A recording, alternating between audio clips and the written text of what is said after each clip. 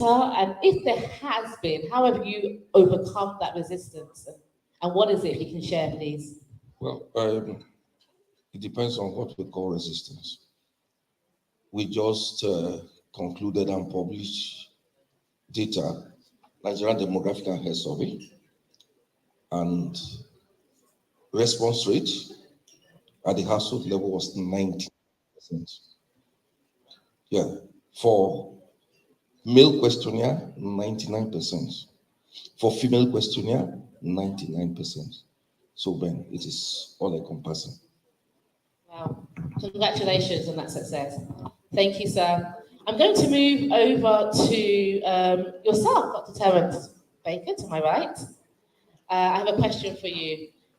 So, using Nigeria as a case study, or any other nation across Africa, what do you see as Africa's greatest challenge in establishing healthcare for all? And can you share an idea to overcome that challenge? This is free consultation now. The diagnosis for the African continent at the moment is grim for the following factors. Number one, the financial component. The leadership of most, if not all, of the African nations has not prioritized healthcare and the administration of even just basic care. As a result, while we've been having this meeting, some part of 2,000 children between the ages of 0 and 5 in Nigeria have died. They woke up this morning, but they're no longer with us. They've returned home to God. So number one is financial commitment of the leadership. Now, this team here is looking at an alternative, which is private financing of healthcare.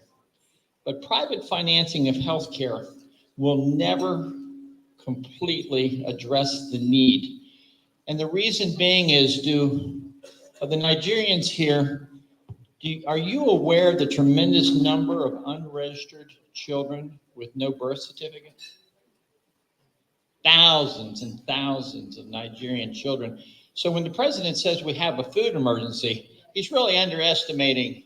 It's more than an emergency. It's really a crisis, because you have tremendous number, talking about our data expert, we have tremendous number of unregistered, undocumented, no birth certificate, no record of their existence throughout the 54 or 55 African nations. And so it comes back to finances, and it comes back to commitment of leadership to provide basic care. Thank you, Dr. Terence, for that answer. And I'm actually going to move on to you. Oh, yeah, okay. I'm going to move on to you. Yes, it is. Okay. Lady Joy Zen, leadership. And we've heard this word quite a bit. And, interesting at the moment, we have a woman going for leadership in, I guess, the most powerful nation in the world. What more can be done to support more females in positions of leadership across the continent? And how do you see that impacting areas like healthcare?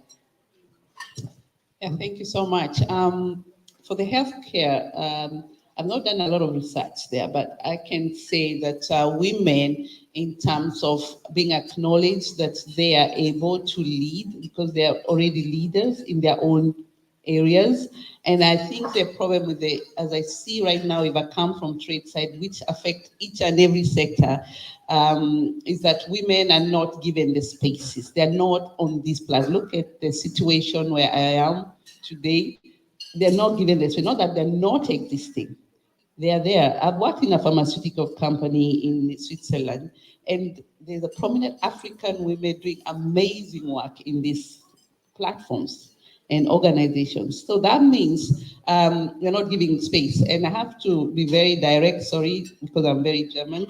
Nigeria, you have a long way to go to give women the spaces where they can really do their very best. And when you see very best, you can also compare with Kenya, Rwanda, when women are put on these positions, especially in the leadership, they really deliver. They say, if you want something to be said, give it to a man. If you want something to be done, give it to a woman. So this is the statement I would say also in healthcare. I love that. Thank you so much. And we can actually create a story here, right? Because essentially what you have said, Dr. Terence, is that data is instrumental to transforming the healthcare industry across the continent, understanding what truly is happening, what's going on, and solving those problems adequately. And we have yourself, Sir DG, of this major data collection hub in Nigeria.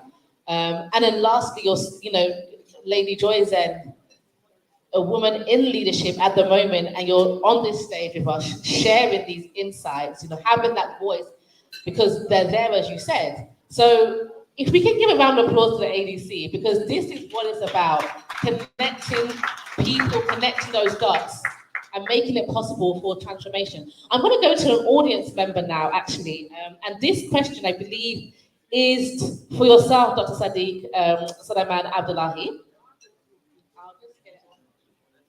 The question is from a Prince Joseph Ogyeho. I'd like you, can somebody pass him a mic, if possible? If somebody is available, then we can ask his question. Apologies, I should have actually given it to you before. Is it? Okay, is a mic coming? You can take one of our mics, that's fine. And I'll come to you next, I'm not sure who said he had a question in front of me. Oh, you'll be next, don't worry. Thank you.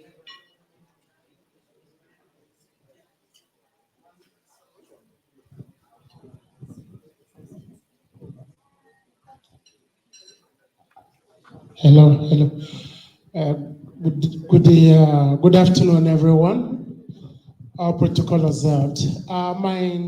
First and foremost, I want to say thank you, all of you that put this event together, and I really appreciate it, and the job well done for Focus Africa and on leadership.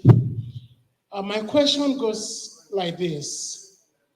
You have come today to speak to us in terms of investment in healthcare, insurance, and housing in Africa. I'm from Nigeria. I speak for Nigeria point of view. You're talking about investment in Nigeria. We're in diaspora, and what we hear and what we see every day and what we have experienced. The first thing that bothers us when we talk about taking home our money is about the security. In Nigeria, there's nowhere there is security.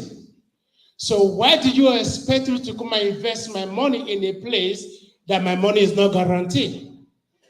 Here in London, if I lose a pound through the bank, I'm assured to get it back. The bank will pursue it and bring it back to me. So to keep my relationship with them as a customer. So in Nigeria, whatever goes in there, whatever goes wrong, everything goes with the wind. So how are you going to persuade me to part away with my hard-earned money to come and invest in a place when I know when anything happens, all is gone?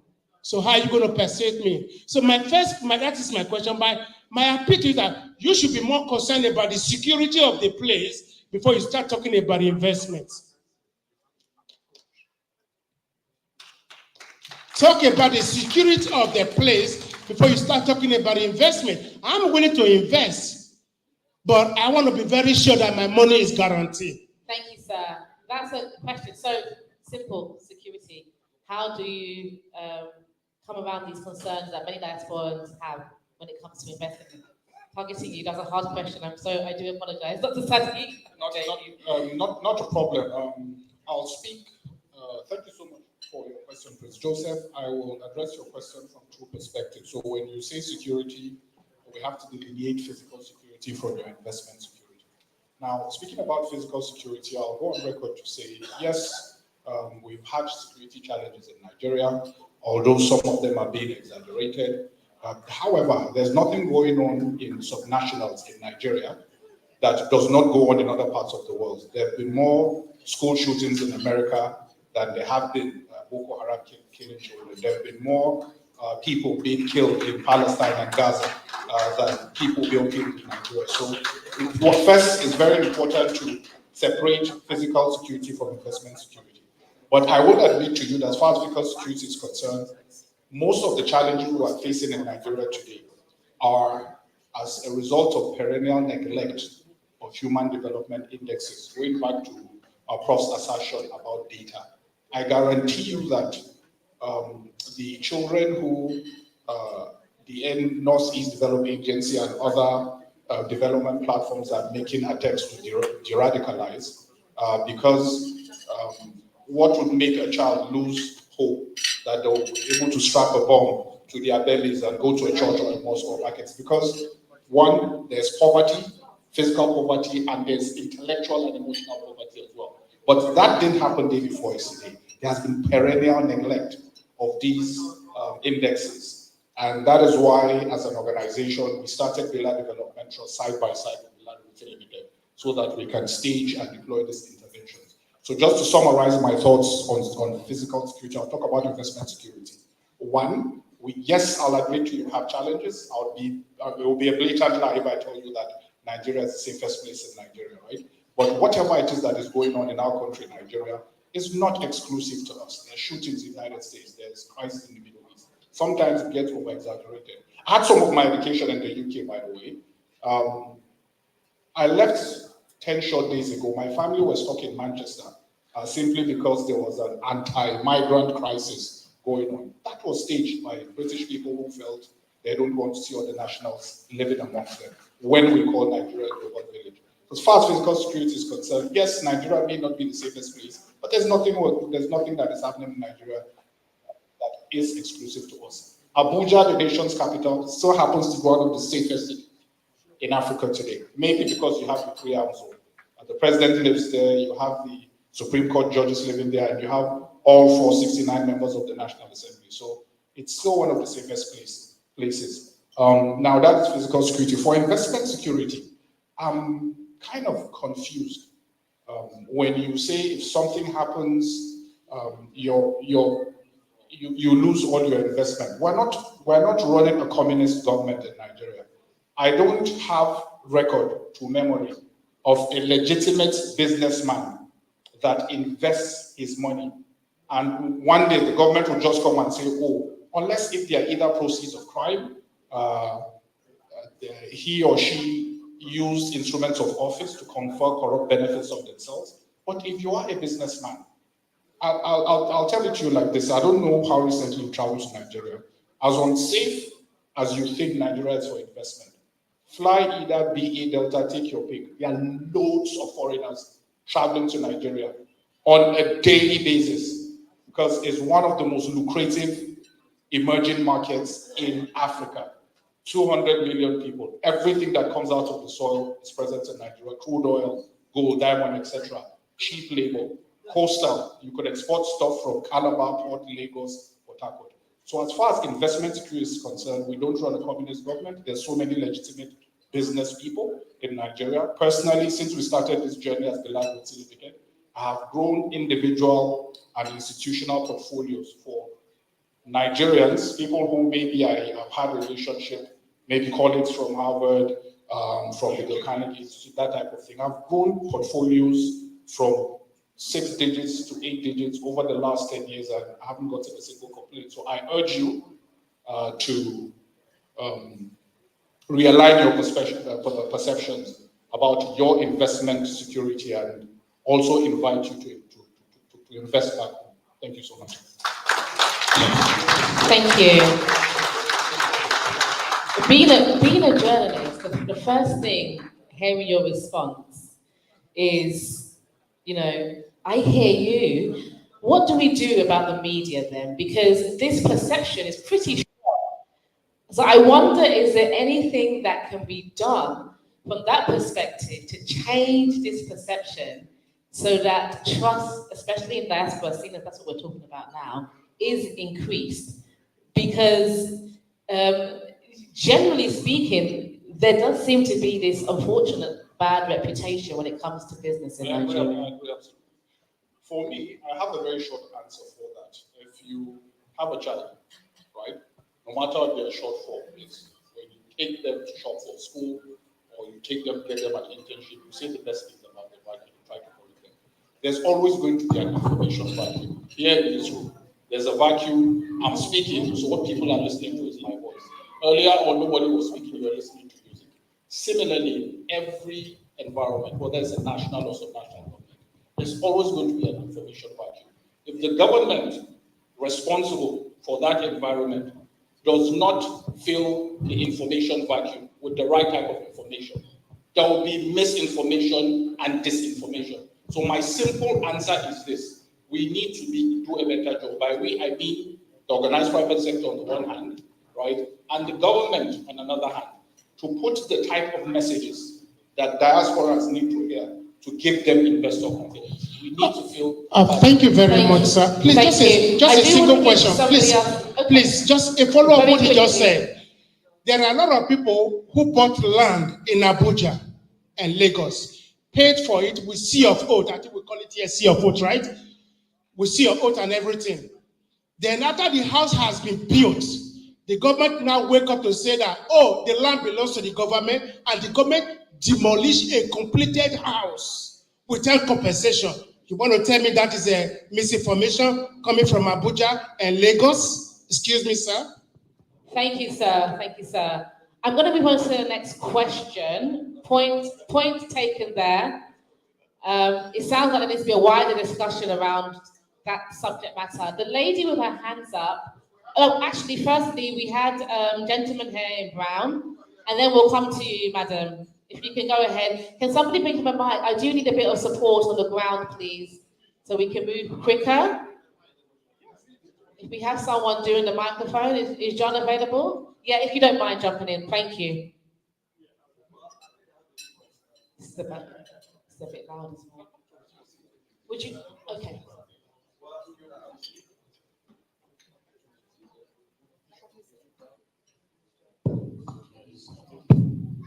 Yeah, well, good evening, everyone. Let me change the topic a little bit. This question is for Sadiq Abdullahi for Billiard. Well, thank you for all you do and for helping to grow Billiard to what Billiard is today. From what I see from Billiard, it looks like you have a whole lot of high-ended premium properties. So my question to you is, does your company have any low to medium income level entry, very nice properties for the middle class? Second question to you is, somebody who intends to invest in real estate in Nigeria, for instance, how does the volatility in our currency affect the security of such an investment? Thank you. Thank you for the question. You can go ahead and respond accordingly. And also, I believe I want to give you the opportunity to also respond to the previous comment from the gentleman in the audience as well, so you can follow that straight away. Okay, for Prince Joseph, regarding your final question, yes, we've had cases where developers, fraudulent developers, put up communities, sold houses to innocent subscribers, and the government demolished. Now, I'm not trying to make comparisons, but in every business environment, you are bound to run into people that have unethical business practices, people who decide to cut corners, people who collude with civil servants and government agencies to give not so genuine documents. I'll follow up by saying this.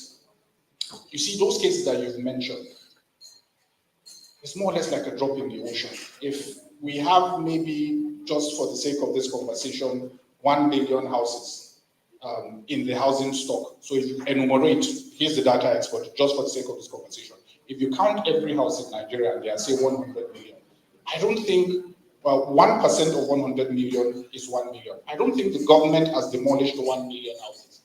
More often than not, when you have those cases, look, if you demolish one house, it's still a loss. Don't get me wrong. I'm not saying that if it's less than 1% is a good thing. But the point I'm trying to make is this.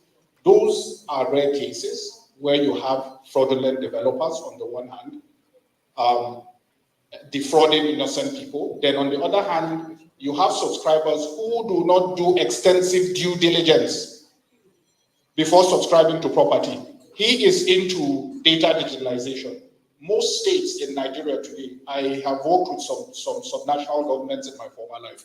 I was part of the team that set up Niger State Geographical Information Service. I'm sure you know Dr. Okwuru. The governor at the time, Dr. Maz Babda Aliyu, was the Palm Secretary when Nasser Arufai was minister. So you have digitalizing land registries where if somebody offers your property for sale, within 72 hours, you could do your due diligence and get a yea or nay if those developers have the right documents to the property that they're developing. So my response very quickly, so I can move on to the next, is this one. Yes, we've had those cases where people buy houses and they get demolished. Is as a result of two things. There may be other factors, but mainly two things. One, fraudulent developers who got papers or land documents in a not so ethical manner. Then careless subscribers, I'm using that very, very loosely, who subscribed into communities without doing adequate due diligence, despite the fact that we've moved from digital processes where you go to the Ministry of Land and Survey, that there are so many files, etc.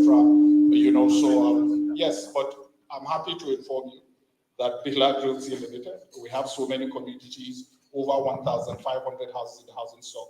As far as compliance and regulation codes are concerned, I think we're several drawers above all the other real estate companies in Abuja, and I dare to say thank you so much. Thank you. If we can answer the next question in 60 seconds or less, please. Okay. So we can get round. Okay, yes. Thank you so much. For doctors' questions, one, yes, we develop houses for the middle class. If you recall, I mentioned that the three market segments where we've been gaining and retaining market share is luxury, mid-premium, and premium. But very quickly, I started a think tank group about 2 years ago that would act as a pressure group to the government. You know, when you talk about developing houses, if you take away all the other factors of production, land administration is in the hand of the government. That happens to be the most important factor. Now, what I'm promoting within this think tank group is to have mass affordable and social housing. I'll tell you what I mean by social housing. I was privileged to participate in a high-level forum at the Royal Institute, about 15 years ago, where there was a peer review mechanism between us, Malaysia, and South Africa. The organized private sector had a partnership with the government. The government provides land, and the organized private sector, as part of their CSR activities, build houses and give to a particular income group. Your driver will never get to own a house. Your cleaner will never get to own a house. So we are looking at replicating that model in Nigeria. If we can galvanize the combined strengths of the organized private sector across the real estate value chain, I think the mass and social housing market can explode. Do we have a time frame for that? It's like asking when I get to participate in the next Olympics. First and foremost, I'm too old. let's keep the audience encouraged. Roughly, is it 2 to 5, 5 to 10, 10 to 20 years? If you take away government bureaucracy, right, and everything that comes with it, I'm sure Prof understand what I'm talking about. It was up to me if we get the right buy-in, because like I said, land administration is the hands of the government. It's not too difficult to galvanize the organized private sector once they have the right incentive. Look, if you tell everybody that produces solar panels, building materials, doors, right, ventilation equipment, that look, we'll give you a 5-year tax moratorium on everything they are going to import, under the condition that you will donate 10% of this material to the social housing scheme. I guarantee you they are going to agree, right? So what may take time is to get the right policies in place to drive the process. But as soon as that is in place, you would see that sector, mass and social Thank housing. you. Somebody said earlier we're not going to do politics, and you didn't answer my question. Just roughly, just so we understand, when we're talking about these developments, to keep us encouraged, How long can it take? Is it a 10? Because people are desperate now. I know. I know it's not on you, just rough, just estimation. Okay, we plan on rolling out a pilot in the next 12 months, but that is completely private sector driven. And we're going to adopt a simple cross subsidy mechanism. So what we're trying to do is that for developers that do luxury and premium like we do, you know, the markup for that in terms of your returns or profit is a bit more than if you're doing social or mass. One of the things we are trying to do is, as a POC, as a proof of concept to the federal government for them to key in, right? What we intend to do is that we want to drive these things that think tank group, because most of them have businesses on the real estate value chain, right? Dedicate, like we've done with Villa Development Trust, commit an amount, even if it's 1% of your profit, right? Annual profit, right? Let's put in a pool and develop houses and give to a category. There are people that will never get to own houses in their lives, ever. Your cleaners, your drivers, etc. So once we do that, and the government sees POC, so as far as this pilot is concerned, we're thinking of rolling out in the next 12 months. The only challenge is this is going to be very small scale, maybe a 20 houses, 30 houses, like philanthropy. It's a start. Thank you so much. We worked very hard there. Thank you. That was very insightful.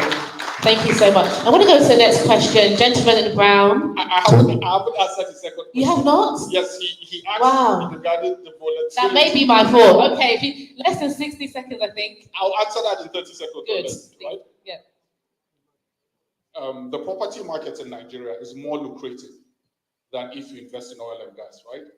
And I'll tell you why. For those of us that are economists, collusive oligopoly, prices are sticky downwards. When prices go up, they never ever come down, right? So if you invest in an asset in a subnational like Lagos, Rivers, Port Harcourt, 4 years later, it will give you the best returns.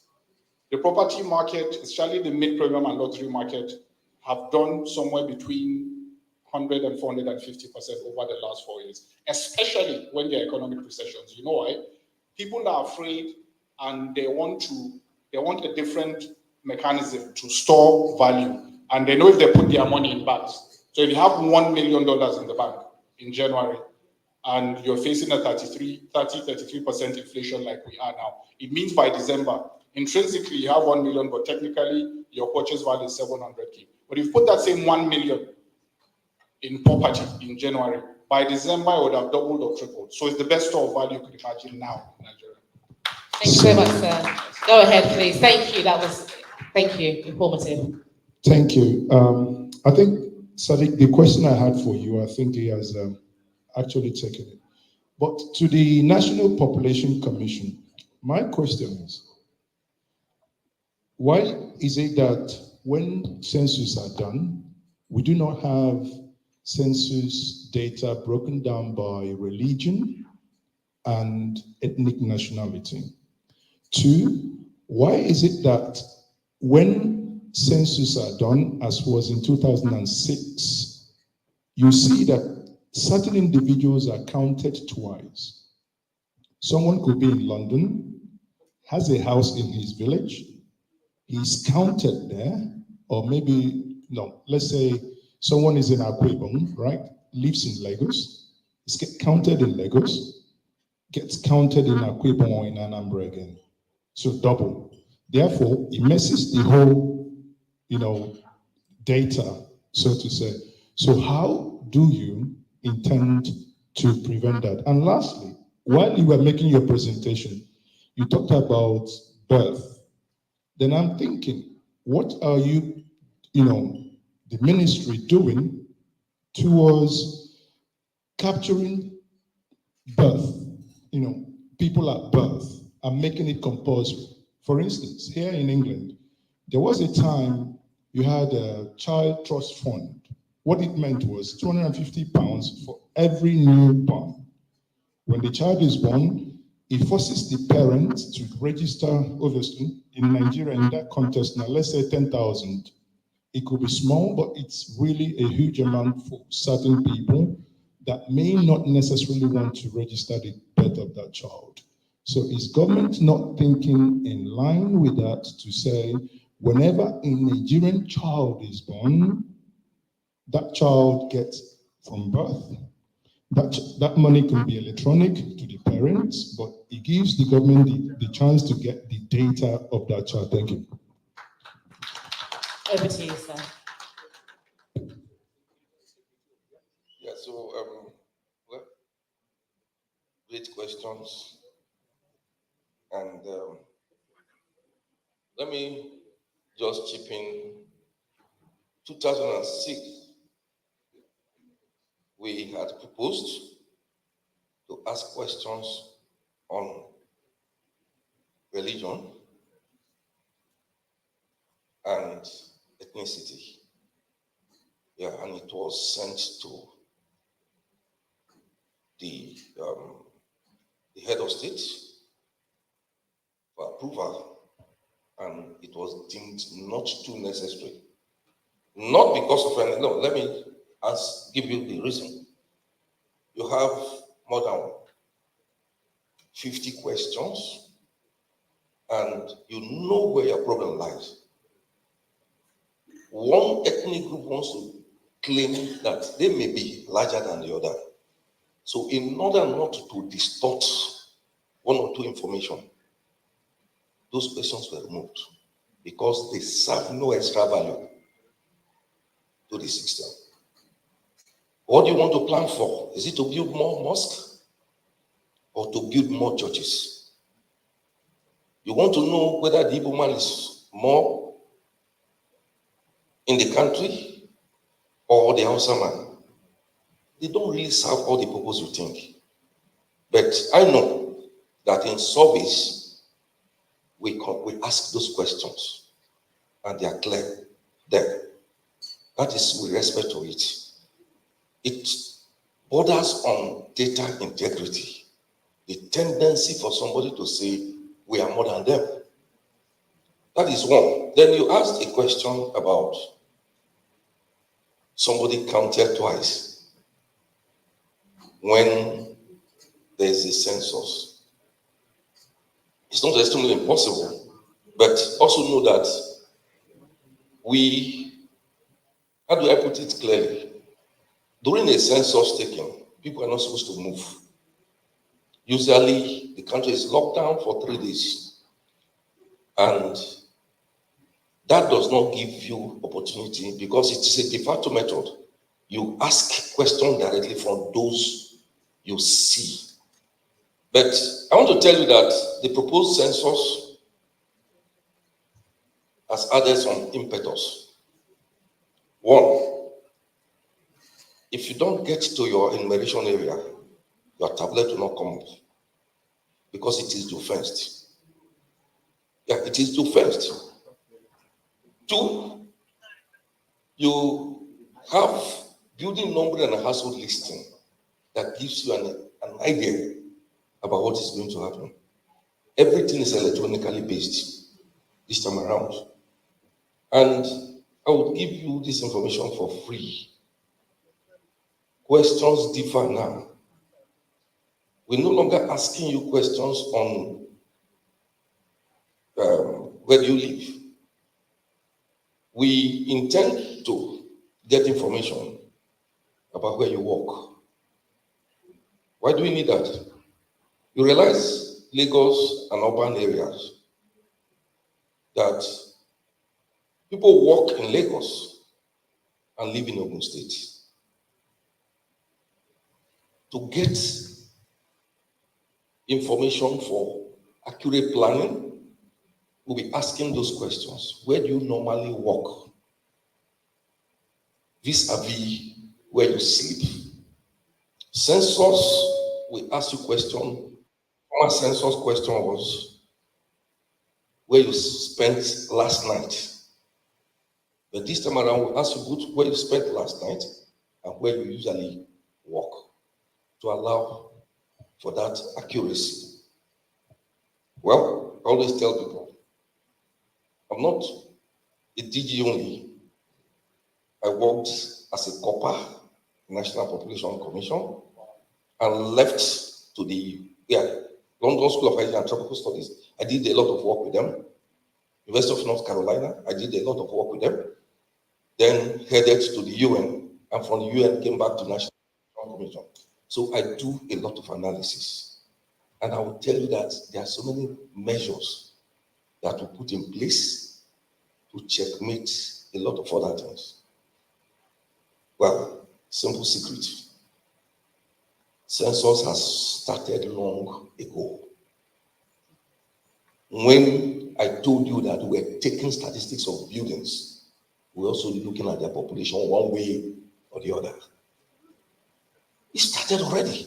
So it's not that day that matters alone, but things have been going on. Age, sex structure does not change suddenly, except there are problems. Well, you talked about registration of children. Fantastic, actually. Our intention in National Population Commission with the support of UNICEF is to have not less than a registration center per ward. The implication is that we have about 8,000 wards, and we want to deploy not less than 10,000 tablets. The training is ongoing. It's not easy to do that. The total staff strength of National Population Commission about 6,000. And that includes me. I will not go to the field. But for ad hoc registrars, we are putting them everywhere. One great thing that has happened to Nigeria of today is the presence of Ali Pati, the Minister of Health. With his support, everywhere hospitals exist, they are also supporting the registration of children. National Primary Healthcare Development Agency, anytime there's immunization, we are doing it. He has also gone ahead with the support of UNICEF and other organizations to make sure that we are likely going to register children. We are going to incorporate the traditional rulers in the process. We register through them and we give them certificates. Thank you, sir. Thank you. Thank you. I trust that answered your question. Gentleman with a microphone can go. Can we please ask the question straight away? If we can avoid many comments, just the question, please. Less than 6 seconds. Would you like to respond? Yes. Add a woman as well to ask a question. Pardon? The woman to ask a question. Oh, yes, we will.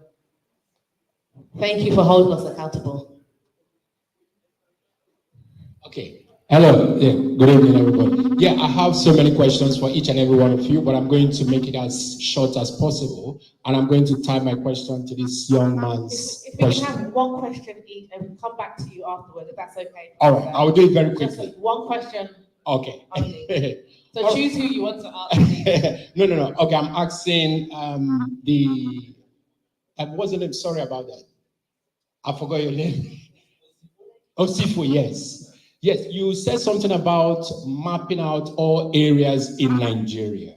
Now, the thing is, my question, very straightforward, is how do you authenticate the genuinity of the details you collect from all of those environments?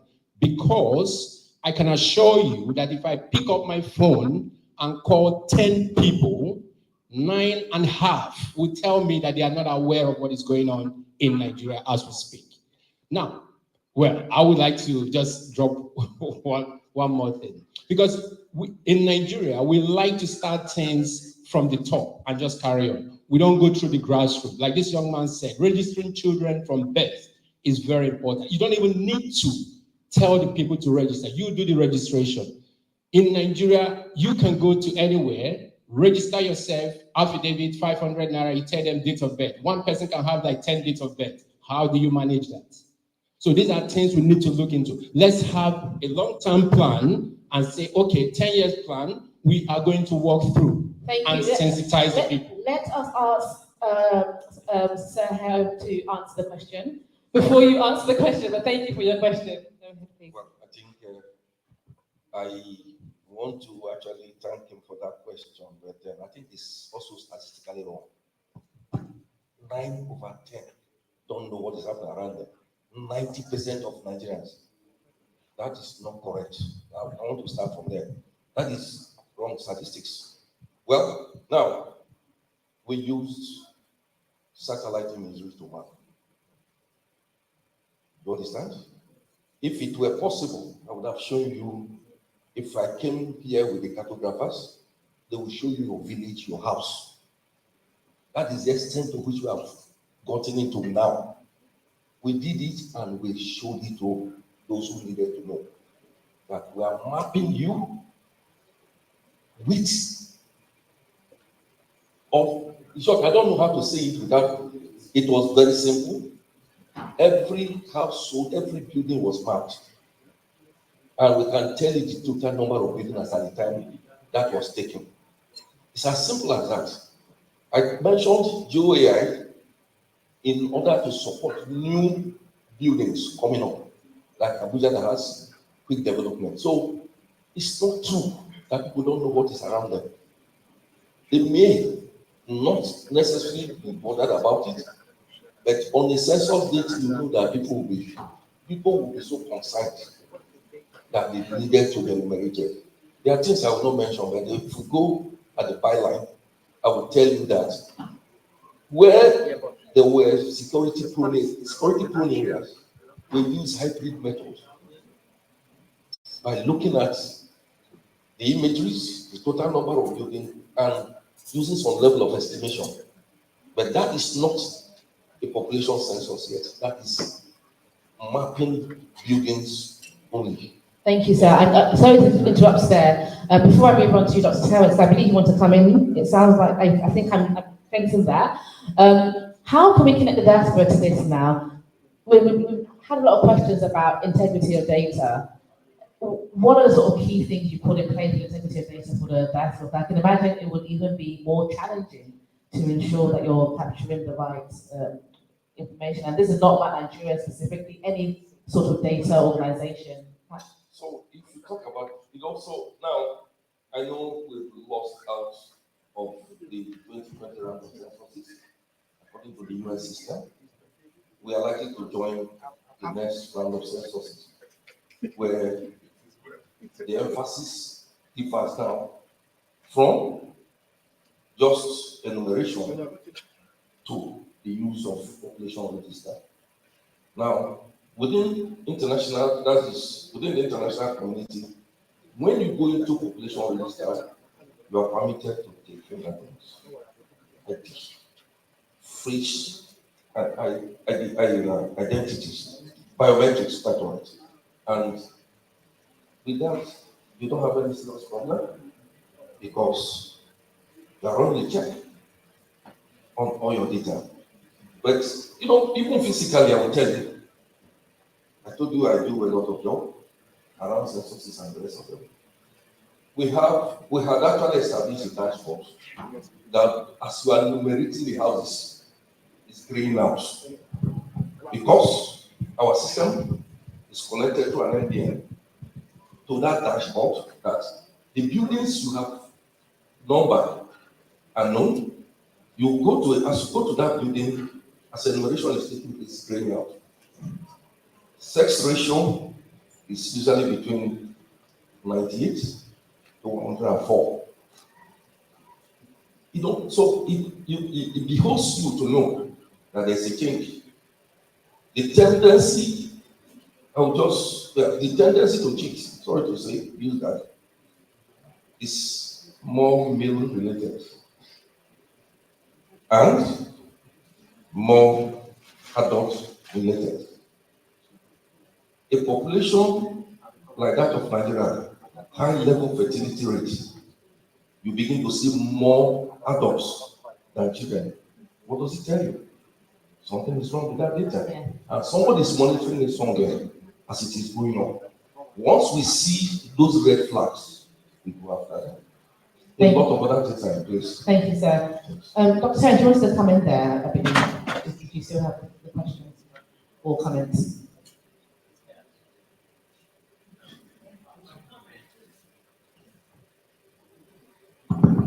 My comment is that without question, my esteemed colleague is an expert in data collection and the assembly of population data, community data. But I can tell you as a physician, talking to patients and touching patients on a day-to-day basis, there is often a lack of understanding, particularly in communities who have poor communication. They don't have radios, they don't have internet, they don't have Wi-Fi, they don't have TV, their educational, their classroom system is minimum. And in those communities, rural, Nigerian, African, this is an African meeting. In rural Africa, communication of what's happening is different than the understanding of my esteemed colleague, I believe, at the data collection level. And so I believe, as a physician out in the field, and a physician who actually runs a 150-bed hospital in Kitale, Kenya, which is rural Kenya, I can tell you that the education level of my patients and the knowledge of my patients about what's going on in their community is often minimum. And their understanding the issues of their community are often minimum for the reasons that I mentioned. And Kitale Hospital is actually surrounded by 6 secondary schools, private secondary schools, and still it's limited. Thank you. Thank you, sir. We're going to go on to another question. There's 3 questions here. If we can take 2 questions at a time, I'm going to take the lady with that's right there in the middle in black, and then my co-host is quite keen to ask a question, so we'll take both the questions at the same time. Lady first, and then we'll go to. Thank you very much. First of all, I just want to go back again about the security issue. I'm so sorry, because me as a person, I just want to say this because as a human being, as a person, if I feel like I have a thought of going to my country, I want to travel, what are the challenges, what are the fears, which I believe most people have similar in their hearts. I know we're all here, we spoke about healthcare insurance, about buying properties and all that. But then again, let me ask a question. You know, I have a friend that the husband have a hospital in Nigeria. Every time I speak to her, what she tells me that the cost of running generator is too much, it's enormous for them in the hospital. I think because we are here at Diaspora, we are in the United Kingdom, we should first of all think about the grassroots. What is the main problem hindering Nigeria from moving forward in business? The fears of, I want to go back home. I might say, like my colleague sits down there, I want to ask me a question, the man for the investment property. Dr. Sadiq. Yeah, Dr. Sadiq. When you go to Nigeria, do you drive freely? Do you have security following you? Do you move out freely? Because these are challenges that bothers me. Not just in Boko Haram, what are the local kidnappers? What about electricity? Before you run a hospital, health insurance, if there's no electricity, we are here. I think we should think about this vital issue. This is a major issue. Electricity. How do we get our country to have a good electricity that will monitor and give rise to good treatment, good hospitals to stand well? How do we are here, we can move free on the street? Then the guy, Mr. Taran, was speaking. When he first went to Nigeria, he used to walk on the road freely. But now, they say you can't do that anymore. This is a fact. You can't run away from it. We have great problems with security. Please, we need to find a way to challenge this. Thank you. Thank you. Before you, I know I said 2 questions, but you reminded me of something that you mentioned, Dr. Abdullahi, about, I think, the emotional and intellectual poverty. Yeah? And I'm actually going to come to you, Lady Joy Zenz, on that. I'm throwing this spot here, because I think it's something that we don't do as a continent and a nation enough, looking at the fundamental issues that is a ripple effect to all our problems.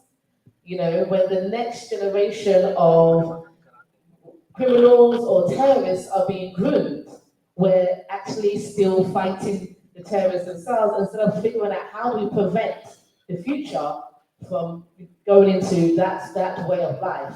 So what's the role of the woman here? The mother, the one that is raising the future children. How can we in the diaspora support women to increase their intellectual and emotional, in what I call it, in intelligence or wealth, let's call it, of the continent?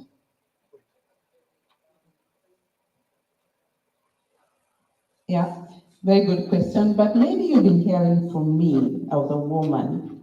He just whispered something to me, and I want you to hear it from a man. What he just told me about all these issues we're talking about here. Do you want to say that loud? Excellent questions. And the answers are with an organization that's promoting women to start small and medium-sized businesses and to grow those businesses across the 54, 55 African nations. Every single question asked here today of all the experts, every single question can be answered by the women in their organization. Every single question. Thank you. There you go. And how can we support these SMEs? We know that diaspora remittance, in Africa is a lifesaver. Yeah. How can we be more structured to support these SMEs? I think it has been mentioned quite a lot here. We all come from somewhere. You know your village. Let's start from down there. In your own village, where you stay, ask them questions. What can I help you? That's how we started. We need to go down to the people. We can't start from top, bottom. We will meet in the middle somewhere, but it has to stand. We are not talking to the people on the ground, and they're the ones who are hurting. They're the ones who don't have this property. We are talking about very high level in Nigeria and Kenya. We have a concept for this particular, for affordable homes in Kenya, where everyone is paying a little bit of money.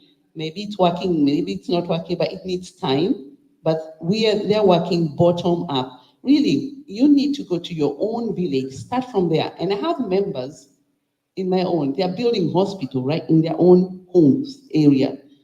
And first of all, the machineries, there's one example, she's in a very village and she lives in Berlin. And she said that she wanted to build a hospital, but the infrastructure was not there. So what she did, she went to the governor, we have governors in our own counties, and realized the tractors and everything, the machineries was already there. She just needed to tell the guy, I need to build a hospital. So that excited him, of course, because something is going to happen in the village. And he instructed all those machineries to go build the road, because she needs to build a hospital. She's bringing school, and right now she has finished her hotel.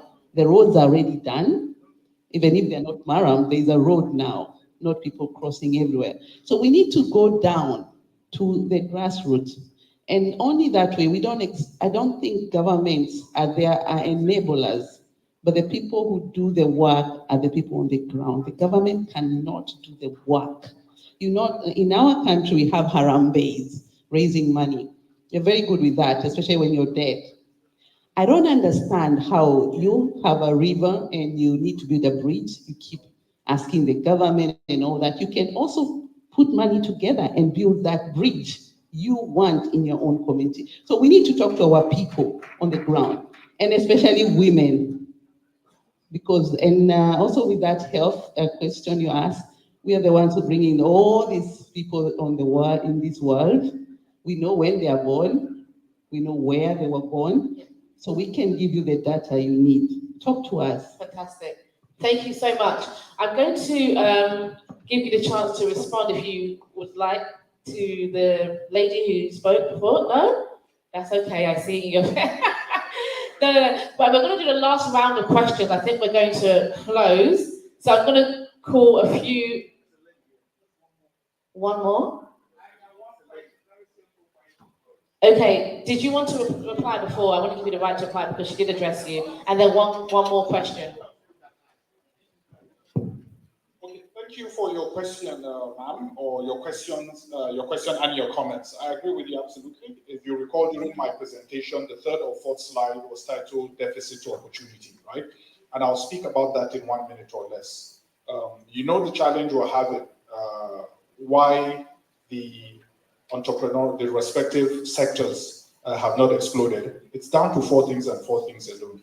If you take away leadership, which is the platform upon which everything sits, right? So I'm speaking from the perspective of a development manager and economist, right? 4 things. One is transportation infrastructure, yeah? We have a road-ridden economy. 80% of our products and services are powered by diesel and petroleum products. So once IPMAN goes on strike or NNPC does not import petrol, right? So one is transportation infrastructure.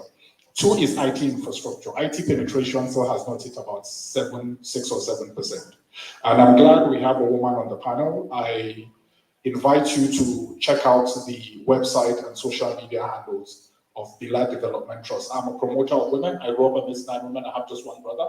And there's a series we pioneered as part of our development work. It's called Gem Hunt, where we go far into communities, create a competition for awareness, etc. Series 2 of Gem Hunt. Check out the website and social. It's 30 under 30 women in business. So we got 30 of the best entrepreneurs after long competition, started them off as grants, set up revolving funds, and they're training other women now. So essentially 4 things: transport infrastructure, IT infrastructure, energy infrastructure, and access to microcredit.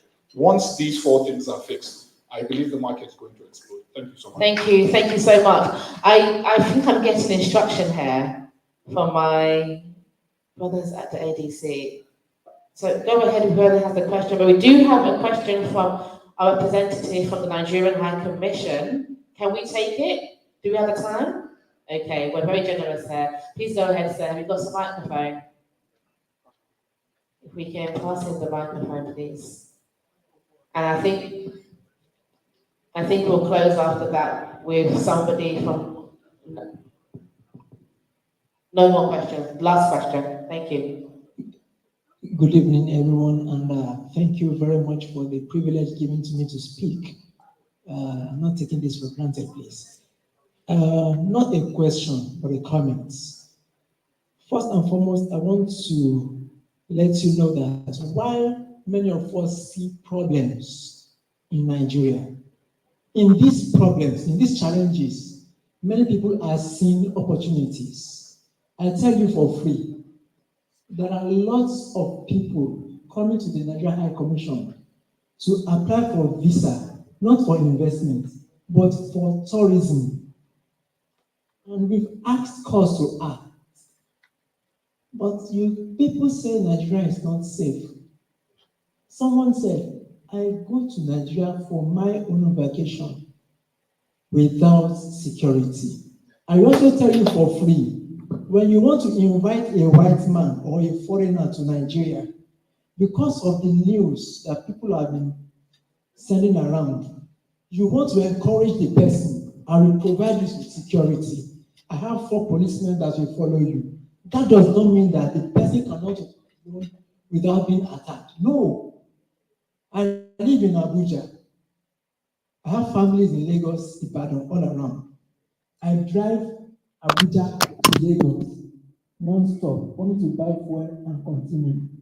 But people will say there are challenges. There's no country that is safe. I live in London, knife attacks, even in North London, in my area. But I still walk freely. Somebody said it's different. Yes, every country has its peculiarity. One, I have many things in mind, but I want you to just know that the narrative we have about Nigeria has to change. I don't have the power to confer on the beloved CEO and ambassadorial. I will have conferred one on him tonight.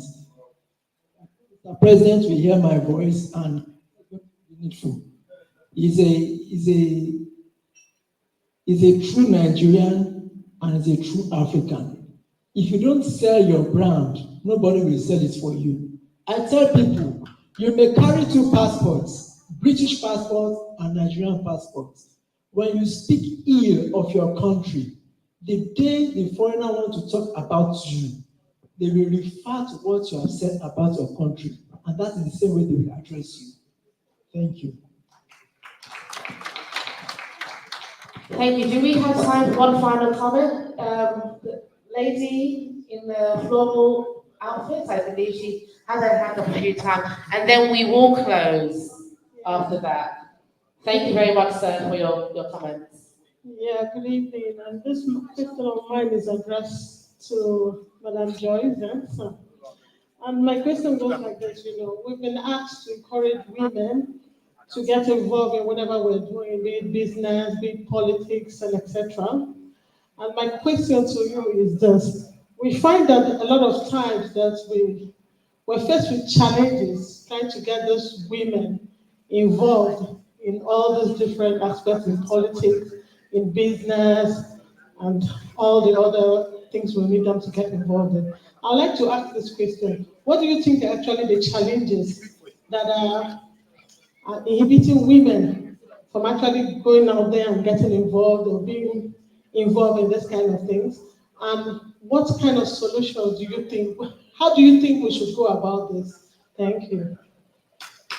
Before you answer the question, I think there was a supporting question on the table 4. If she can answer a question at the same time, I think it's fair, and then we close. Would you want to answer?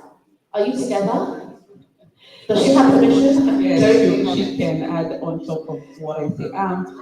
The answer is very, very simple, and I use very simple words so that everybody can understand, and the women as well, because we approach them sometimes with very heavy words, and also maybe use their own language, which is good.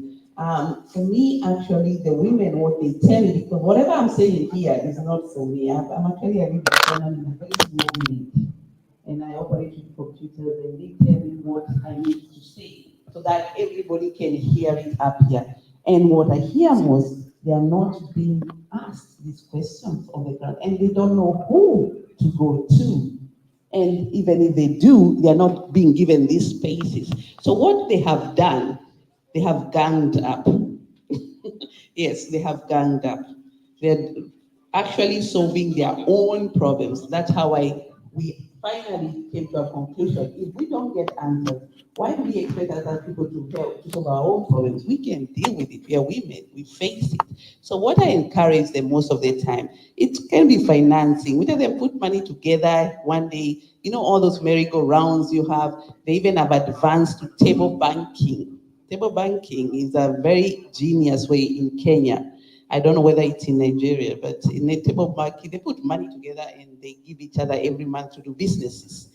So they have found their own solutions. They're not waiting, because some of the institutions, the government, women don't own land, so they can never have collateral to go to the bank.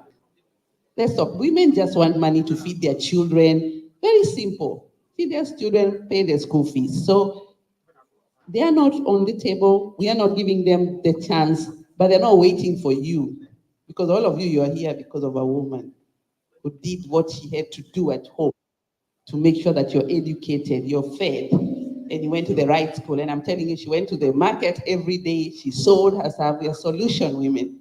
We are not waiting for the government.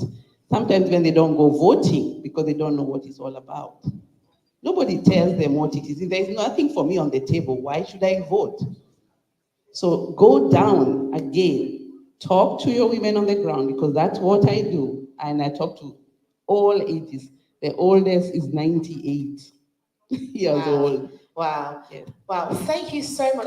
Can we give our panel guests a round of applause? If you're ready to add your comment, you got there is 20 seconds. Yeah. There is one more question here, please. Let me give her a chance, because she's. Are we doing another question? Do I have permission? Yes. I don't want to get told off. This one I will demand. Go ahead. This one I will demand, because she's a woman. The comment, please, and then the question here. Thank you. I am saying the solution is in our hands. We have many CEOs here. We have many men here who have wives. Why didn't you bring them to a conference like this to expose them? We have the CEO for Bilad here. How many houses have you put schemes in place and asked CEOs of companies to own a house? If I have to buy a house, I have to take time to go explain to my husband why I need to buy a house. But if you go to a CEO where I've worked for 10 years and say, empower your workers with this house, with so money, I'll just take the certificate. Oh, I got a house from my company. I don't need to explain. So we have to find a way to break these barriers, these stereotypes. You want to go to anywhere. I came here because, my company sent me here. I can't go on my own. I have to explain. Why should you go to London Conference Focus Africa, even if I can sponsor myself?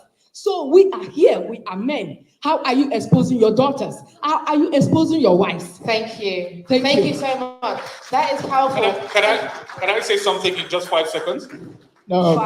10 seconds realistically. 5 seconds. Go Every ahead. member of my team should stand up, please. I want you to count how many women I came here with. All the members of my team should stand up. Yeah. Okay, 2 are out. Well I came here with 5 people. 4 out of 5 of them are women. Well done. Thank you so much. And just to follow that up, I also want to testify that the African Diaspora Corporation are a supporter of women. I just gave birth a few months ago, and in order for me to be here, they had to support me and put up my newborn child and my husband and accommodate for us just so I could host today. So we are moving forward just to, support what the High Commissioner gentleman mentioned. We're doing the right things. People here in this room, let's continue to advocate for that. Go ahead, thank you. So, good evening. I believe this is the last question for the evening. Last. Yes. This is last. Yes. Sorry, I'm going to be very brief. This question goes to Dr. Osifo. Don't feel bad that we are piling on you because I believe that data is king. And I'm coming back to data to see if we can elicit some more clarity on issues that affect the Diaspora Forum. So the first question I have from you is, do you have a process in place for enumerating the population of Nigerians in diaspora? That's the first question. The second question is, do you have a process or data on foreign nationals in Nigeria? And the last question is, how do you collect that data? And what is the accuracy of that data? Thank you. Great question, really. So what is a census? The definition of a census determines the extent to which it goes. Enumeration of a people within a territory. So, talking about those in diaspora, they are in territories, not a territory. That is absolutely so. I answered this question some time ago on a Zoom meeting with you, that the mandate and the Constitution does not permit National Population Commission to enumerate those in diaspora. But that does not preclude the fact that it is possible for you, or for all of us, to work together with National Diaspora Commission to take statistics of people outside. And it is as simple as that. What was the next question? Sorry. About the breakdown of foreign nationals that live in Nigeria. Oh. They are part of the population. No problem. Surely everybody enumerated, you have questions around those issues. It's a very simple thing. You can get it once the census is conducted. And what is your method of collecting that data? What method? What statistical analysis do you collect that? Well, It's a very simple thing, it's de facto method. But for those people who live in embassies, we pass their questionnaire through the Federal Ministry of Foreign Affairs. Prior to the fact that the census was postponed, we had an interface with them already, organized by Foreign Affairs. And we were soliciting on them to answer to the census questions. So it's that simple. We can do it through mails, and in cases where they allowed us to get into their building, we do direct enumeration. They have been mapped. Their buildings were mapped and given a statistical number. No difficulties. No difficulties. Thank you, sir. Thank you. Thank you. Okay, can we give our panel a big round of applause? Thank you so much. I think you've even overstayed your time, so we appreciate your generosity and answering our questions. Okay, are you coming up, John, to close? Yeah? Okay, let's exit the stage. Thank you so much. Chief Ojogun Towson, Dr. Sadiq Abdullahi, I'll take it. Lady Joy Zenz, and Dr. Terence Baker. Thank you so much. That was very engaging, insightful. Have we come to the end? Thank you so much. I'll join you. This is really wonderful. We wanted to just test something. Somehow it exploded into something else. And tomorrow, actually, we planned this kind of stage tomorrow, 2 of them. Yes, indeed. What we actually wanted to do today is to just, have a kind of variety of what we are doing. So this is to encourage you to be here tomorrow. Tomorrow is going to start at 12:30. We're going to start exactly the same place. We are going to have wonderful speeches tomorrow. We mentioned it earlier on. We are going to have likes of Peter Obi here tomorrow. We are going to have other speakers, and we are going to have 2 sessions of panel of discussion.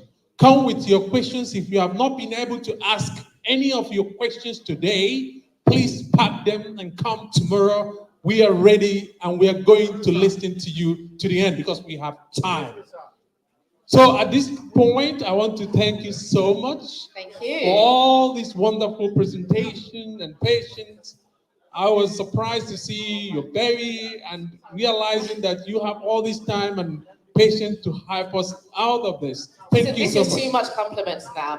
I would like to thank the African Diaspora Corporation and all the speakers. If we could give them one more round of applause. It's not easy to put together a conference like this. I would like to say thank you to you, Mr. John Oweke, and I look forward to hosting with you tomorrow again. Please do come down again. Remember, we have killed African time, so we will be starting at 12:30. So please do come on time and have a lovely evening. Thank you so much. Yes, DJ. DJ, you can now. Yeah, thank you so much.